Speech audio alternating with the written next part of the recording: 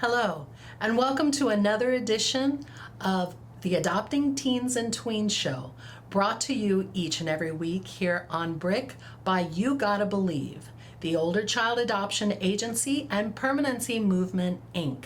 My name is Denise Royal, and I am your host.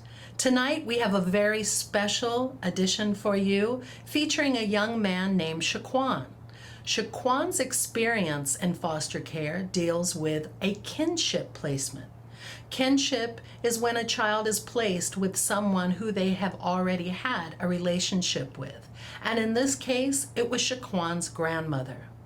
I hope you will enjoy as he shares his experiences, what worked for him, and the disappointments he faced through the foster care system. So sit back, relax, and enjoy the show.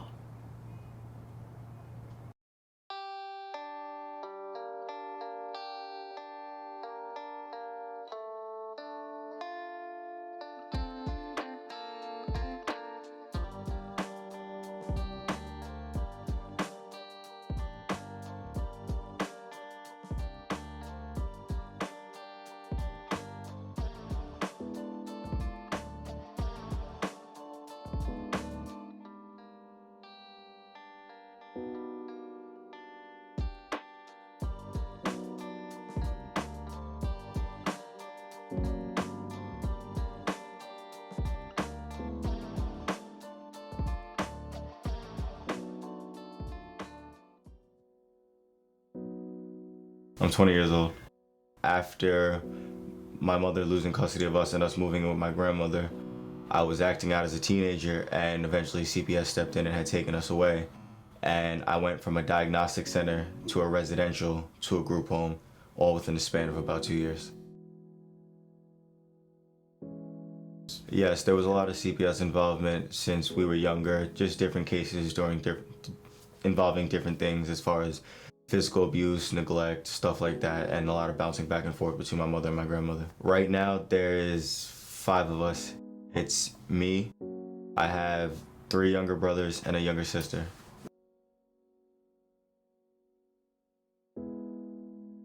Just me and the second oldest, the one beneath me. Probably a lot of good intentions behind, foster care. For me, I don't really feel like my experience with foster care was a good one. It didn't really help me. Now, it can't be, I'm not blaming the whole system, but I just think the way with my personal situation was handled, it really didn't benefit me at all.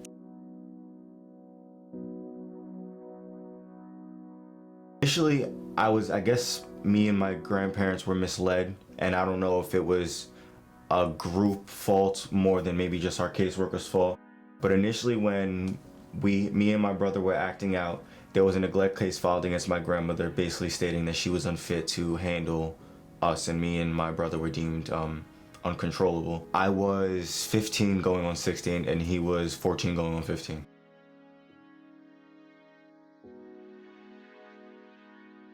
Staying out late, doing drugs, drinking, not coming home, not checking in, stuff like that. Just disobeying the rules.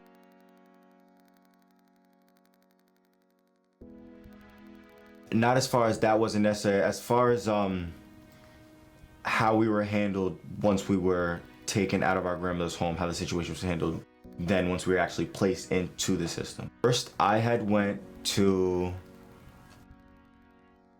and my brother was placed in actually 3 different foster homes within the first week of us being put into the system before he was placed into his diagnostic center, which was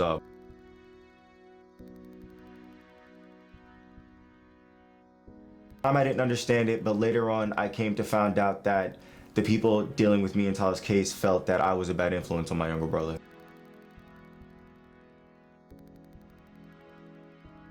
Angry. It made me really angry, and especially to find out that he was in a foster home, and at the time he was we had just came back from camp, and he had broke his leg up in camp, and he was recently put into he was basically in a wheelchair for about a month or so because he was in a cast from his foot up to his hip. So I was aware of one of the foster homes had kept him locked in a room all day and only fed him like eggs 3 times a day or something like that. They were like, they weren't really treating him too nicely. So I was just really angry, and especially the fact since I seen that there were siblings where I was, and that we were not, I mean, I think I might have handled it a little better if we were told, like, listen, we just don't feel like you guys can be placed together, instead of just, you know, misled. So I guess that made me more angry too, so it definitely hurt my feelings a little bit.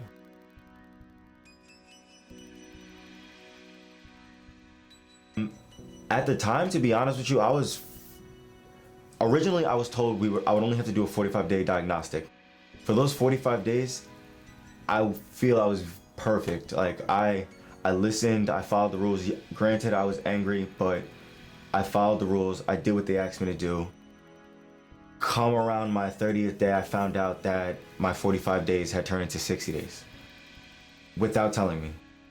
And what I wasn't aware was that it wasn't that they increased it. The program they had put me into was a mandatory 60 days to begin with. They should have told, they known that. They knew that. So that was just another misleading, you know what I'm saying, simultaneously with us telling that we couldn't be placed in the same place. So that was something else I found out. So I was a little angry about that. So I did the 60 days, and it wasn't until my final month in Hope for Youth Diagnostic Center that I started to act out. And I guess it just kind of all boiled over. There was a custody battle, because at the time, it was me, my younger brother Tyler, and my middle brother Damien, who would live with my grandmother. And at the time, there was a custody battle between my grandmother and my mother for my little brother Damien. And that also kind of affected me too, because I didn't feel that it was a good environment for him to be in with my mother, especially by himself. At the time, he was 6. He had always lived with us. You know, when we were with our mom, when we went back to my grandmother's house, our mom was actually initially at our grandmother's house with us. There was something that had happened. There was a report had made that actually initially got me and my brother, and I guess we stayed at my grandmother's house, and it got my mother removed from the house. So me and my 2 younger brothers wound up staying with my grandmother, and my mother was removed from the house. So he'd never really, and me and Tyler did a lot of the raising, you know, since he was a baby. I remember 4th grade waking up 2 a.m. because my mom just didn't want to get up, you know, even before school, to change his pamper, make his bottles. We did a lot of that. So, you know, that was our baby. Like, that was my little brother. Like, so, I mean, so that was also new. There was me and Tyler weren't a lot. We didn't see each other. I think I didn't see him. I didn't see my brother Tyler until maybe about 6 to 8 months after being placed into, you know, the system. There was no movement. It's kind of like they just left us and that was it. There was no, I mean, my grandmother kept bringing it up, and it was like, we'll get to it, and there was just no urgency to them for us, you know.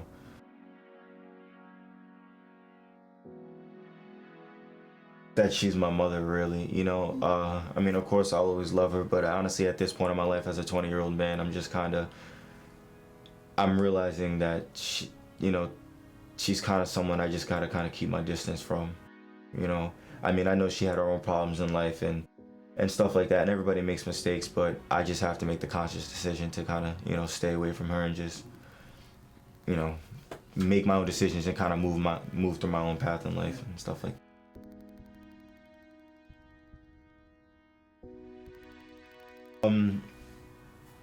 We live with my mom from 1 to 5. CPS cases, stuff happened. We were dropped off at my grandmother's. I don't know if my mom would be in and out, but mainly we kind of remain with my grandmother. I mean, occasionally my mom would take us, we'd move here, and then we go back to my grandmother. We'd move there, and then we go back to my grandmother. So it was kind of on and off. I think the longest period of time we actually lived with our mother was 2004 to 2006, and then we wound up moving back into my grandmother's house, and that was right before the final case was made against my mother, and then we stayed with our grandmother.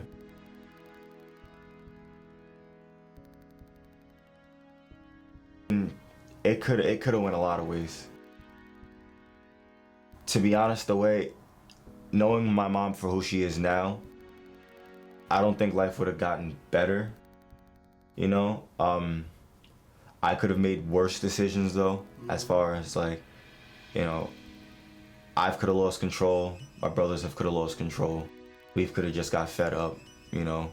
We could have got involved in, you know, worse things as far as that. Like, I mean, you know, me and my grandmother have had our differences, but she's kept us out of the streets and, you know, pretty much, you know, on the right path. Like, yeah, we did do some things as far as like, you know, to cause ourselves to be put into the system and stuff like that. But if it wasn't for our grandmother, I think we probably would have got involved in a lot of worse things. And a lot more troublesome things and a lot more trouble as far as like legally and stuff like that.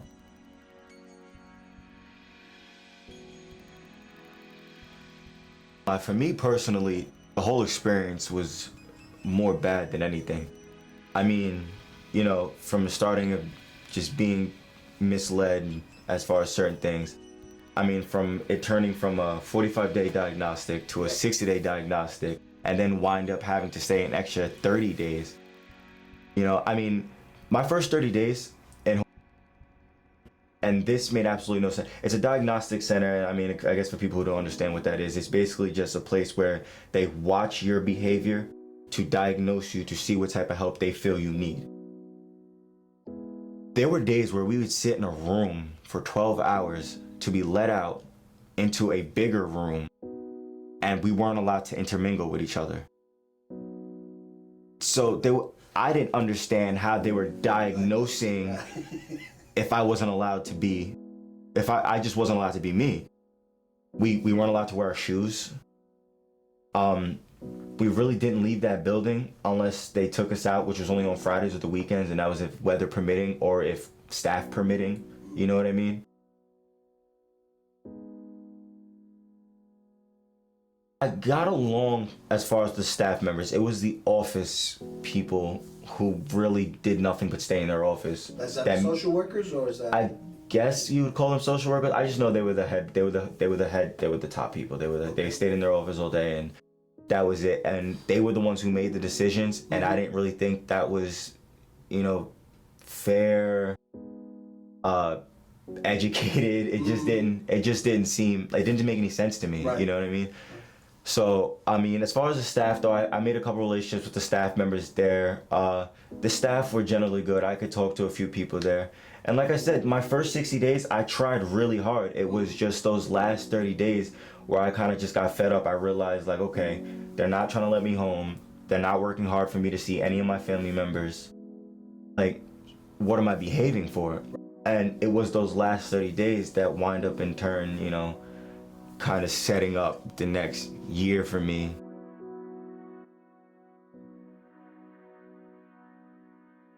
Diagnostic center I went to,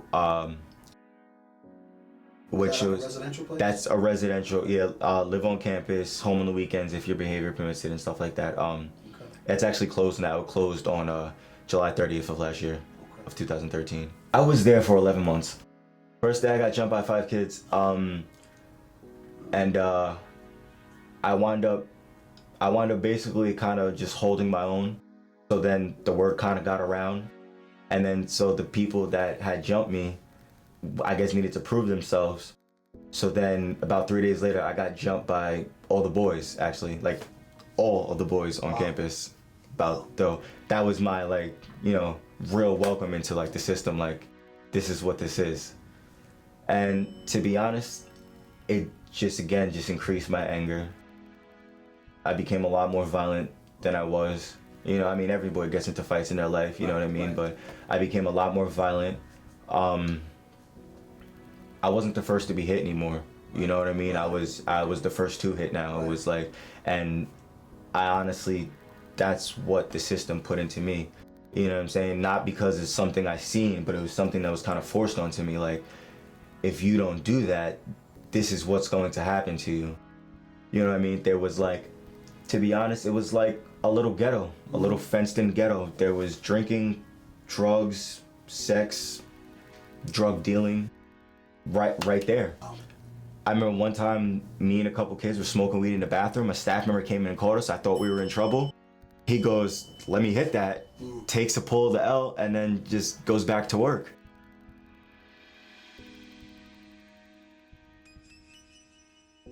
this place is a joke. Like, what am I supposed to be learning here? Like, what is the lesson here for? What am I doing here? Like, why am I allowed to do this here? Because there's a little black fence around me, which is really nothing but a hop, skip away for me to just go home. You know what I mean? That what is so wrong with me? What was so wrong with me doing this at home, in the comfort of my own neighborhood? Right. You know what I mean? With my friend. You know, but now because these are the people you're allowing me to be around, you know, these are the friends that I'm being forced to make now. Now it's okay. You know, and I didn't understand that at all. So again, it was just more frustrating, and so I just fell a little deeper into that life. And to be honest, I was literally a bus trip away from home. I live in Coram. School was located in right by the Smith Haven Mall. It's the S58 right to Coram, $1, I'm home. That was it. There was no, and there was kids. I mean, I've watched, like, the system in general just seems a little funny to me. People operated where you could be 12 to 21 and live there. All types of different scenarios, all types of different situations. Me, I was there because I misbehaved. You know, they felt my grandmother couldn't control me, so I was placed there. There was kids there with assault crimes who were too young to really be charged. So, you know, OCFS, they were there as OCFS. There were kids with weapon charges, drug charges. There were kids whose moms just placed them there and said, you're not coming home till you're 18. You know what I mean? So, I mean, you had the bigger kids ganging up on little kids, and I mean like real little kids. Like, I watched 18-year-olds jump 12-year-olds.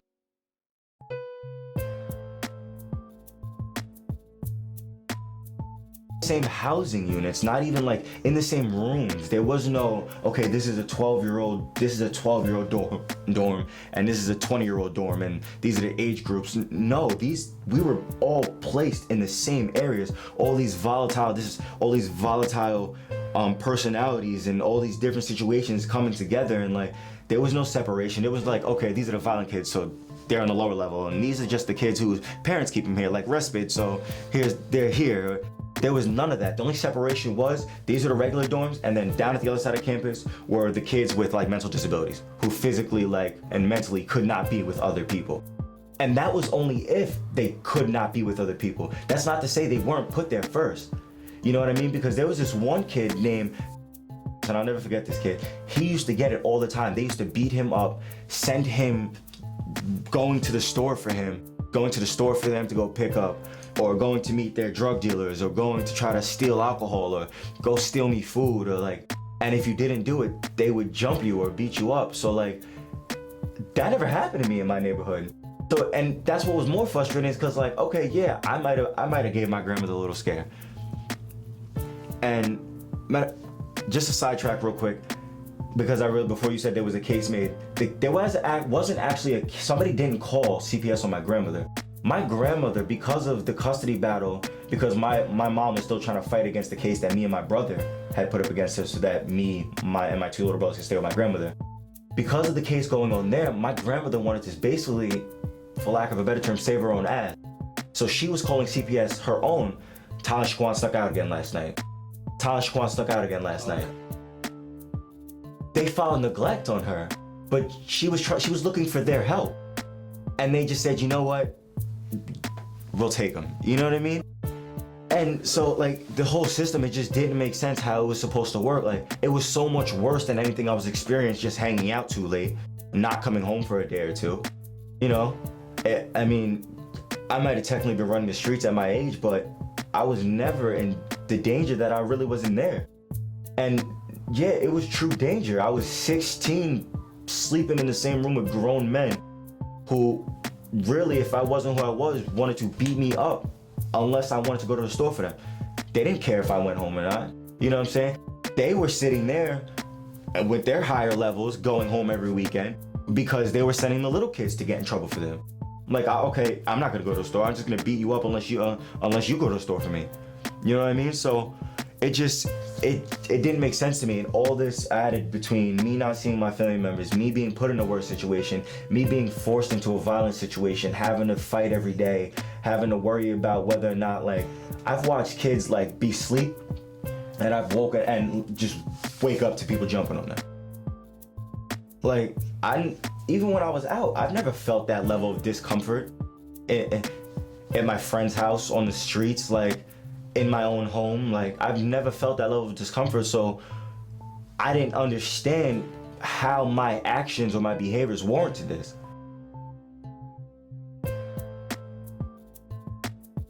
Really felt like, I mean, even me living in, and I live in a ghetto neighborhood, even me living in a ghetto neighborhood, I've never experienced the stuff that I've experienced. You know what I'm saying? Like, there was literally, it was almost like being in jail. I was physically safer at home, you know, and physically, mentally, because honestly, just everything I was going through just made me so angry, and it really turned me into a violent person. I feel like I lashed out, but I was doing a lot of self-defending.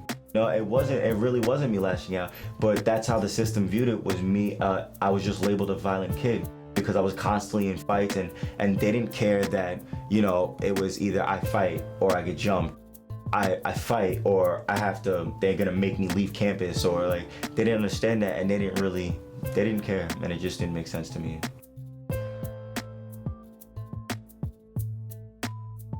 Exactly what it was. They had a pre-notion of who I was and what they thought I was about, and once they started seeing evidence, it was just like, oh, we're right, there it is, right there on paperwork. Last summer, my new dad took me on vacation. First, we went deep sea fishing. Wow! I'm so proud of you, son. And then we went on Thunder Shark. That was awesome! Let's go again. 3 times. I gotta say, it was pretty cool. You don't have to be perfect to be a perfect parent. Thousands of kids in foster care will take you just as you are. Oh, not again.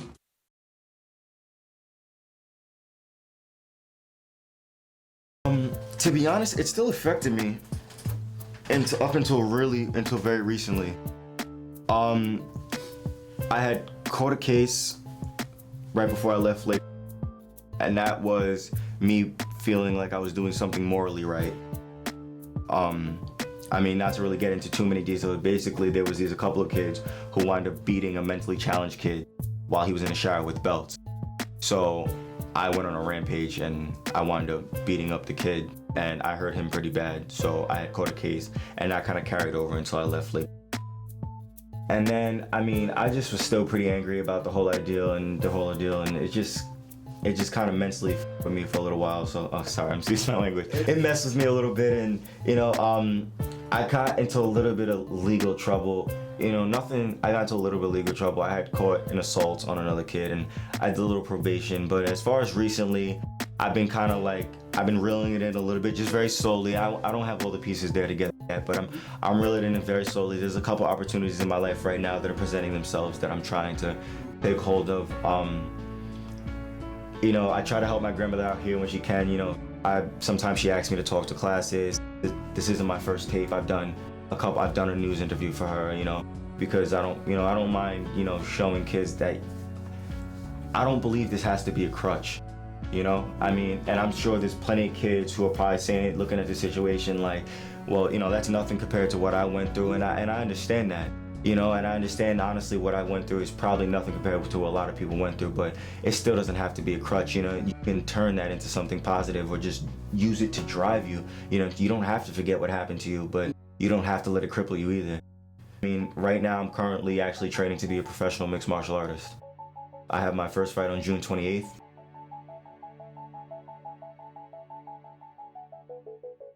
I'm really excited about that, because I feel like there's a big judgment placed on just violence in general, and violence doesn't always have to be a bad thing.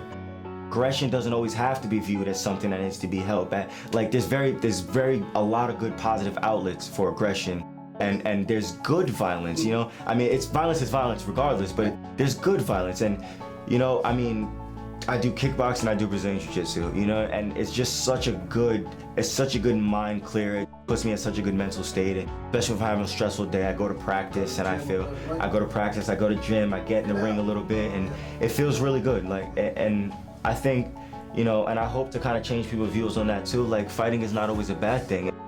It's how you go about it and how you do it. Be placed on anything, on any negative, and anything can be turned into a positive thing.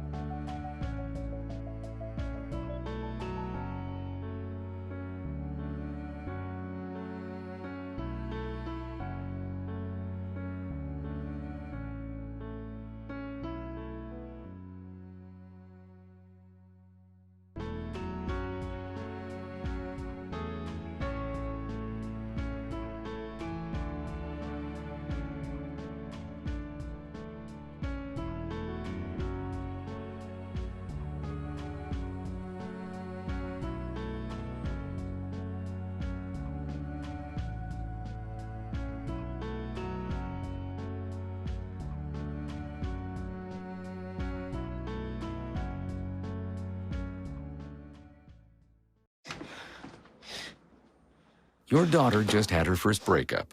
Do you A, put yourself in her shoes? B, console her? Don't worry, sweetie. This is gonna happen a lot. Or C, find her a new boyfriend? Nice single boys. That was weird. As a parent, there are no perfect answers. But you don't have to be perfect to be a perfect parent. Thousands of teens in foster care will love you just the same.